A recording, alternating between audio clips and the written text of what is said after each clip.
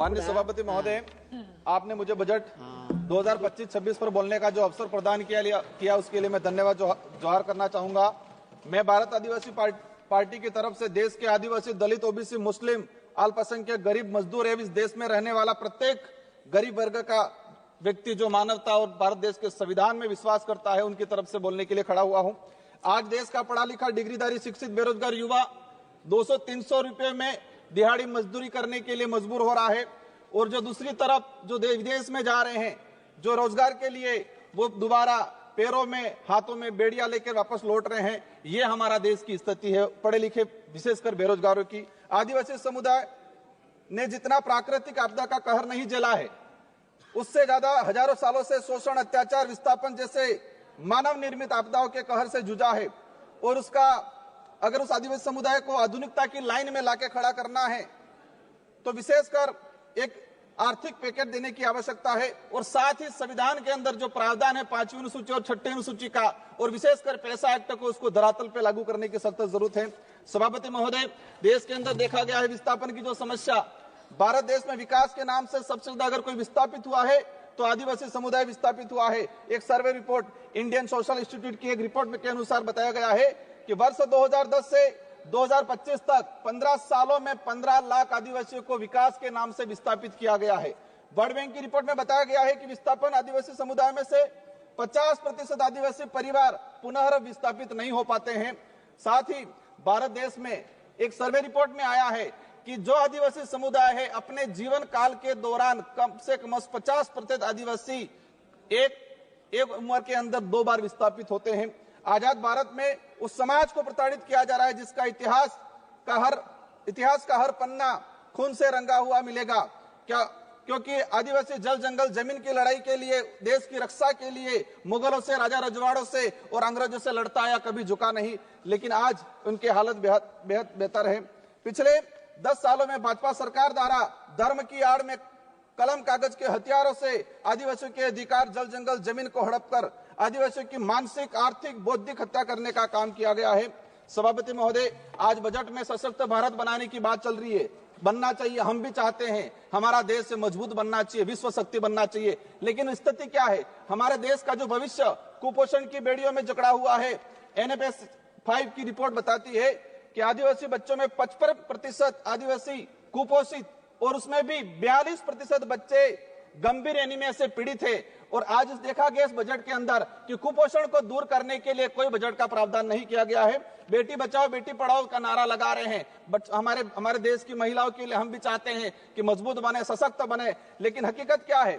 देश के अंदर देखा गया है कि आदिवासी समुदाय में विशेषकर हर तीसरी महिला कुपोषण का शिकार है और हर दूसरी महिला एनीमिया का शिकार है। आदिवासी बच्चों में शिशु मृत्यु दर राष्ट्रीय औसत से 30% अधिक है। 5 वर्षों से कम उम्र के आदिवासी बच्चों की मृत्यु का अनुपात राष्ट्रीय औसत से 61% अधिक है। माननीय सभापति महोदय, बाकी जो जीवन काल के अंदर देखा गया है, कभी माओवादियों के नाम से, कभी नक्सलवादियों के नाम से मारा जाता है। एट्रोसिटी में कई आदिवासियों को मारा गया। NSRC की एक रिपोर्ट बताती है कि वर्ष 2020 से 2025 मात्र 5 साल के अंदर 400 आदिवासी पुलिस मुठभेड़ में मारे गए हैं। आज मणिपुर का हत्याकांड, मणिपुर में देख लो, कई आदिवासियों को मारा गया है।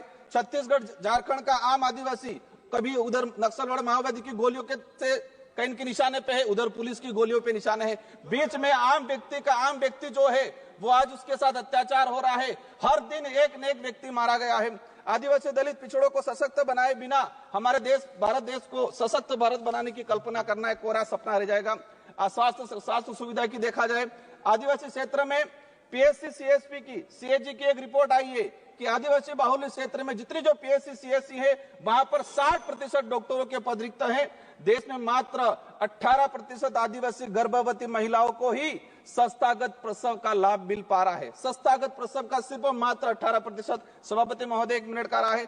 शिक्षा की बात करें, हमारे राजस्थान के अंदर जाडोल कोटड़ा के अंदर जहां से एक मंत्री जी आते हैं, वहां पर 14 वर्ष से अधिक बच्चों को स्कूल और पेन, पेंसिल, किताब क्या है वो नहीं पता है। आज देखा गया है यूनेस्को की एक रिपोर्ट में देश में देश में 35% आदिवासी बच्चे ड्रॉप आउट हो रहे हैं और राष्ट्रीय औसत 12% है। 8%, मात्र 8% आदिवासी युवा उच्च शिक्षा की पढ़ाई पूर्ण कर पा रहा है।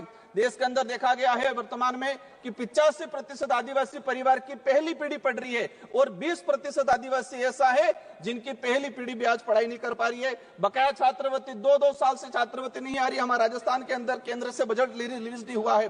राष्ट्रीय विदेश छात्रवृत्ति योजना शुरू की 2013 के अंदर 20 बच्चे जा रहे थे आदिवासी समुदाय के, मैडम 1 मिनट का रहा है, और आज भी 20 बच्चे जा रहे। 2013 में हमारे देश से विदेश में 1,90,000 बच्चे पढ़ने जा रहे थे।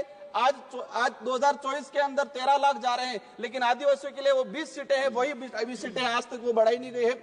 लास्ट में अंतिम में कहना चाहूंगा, नरेगा के अंदर इस बार देखा गया बजट कोई नहीं बढ़ा गया है। नरेगा की मजदूरी 200 रुपए मिल रही है, उसको 600 रुपए तक किया जाए और 100 दिन का जो रोजगार है वो 200 दिन तक किया जाए। साथ ही आंगनबाड़ी कार्यकर्ता से हर प्रकार की सर्वे करा जाते हैं, सेंट्रल गवर्नमेंट इसको हैंडओवर करे और आंगनबाड़ी कार्यकर्ता सहायिका को एक राजकीय कर्मचारी का दर्जा दिया जाए और उसको नियमित करके भुगतान किया जाए। जल जीवन मिशन की बात हो रही थी, लेकिन ट्राइबल इलाके के अंदर 27% टारगेट अभी तक पूरा हुआ है, वो भी सैंक्शन, धरातल पे पानी नहीं पहुंचा है। अंत में कहना चाहूंगा, एकलव्य मॉडल की बात चल रही थी।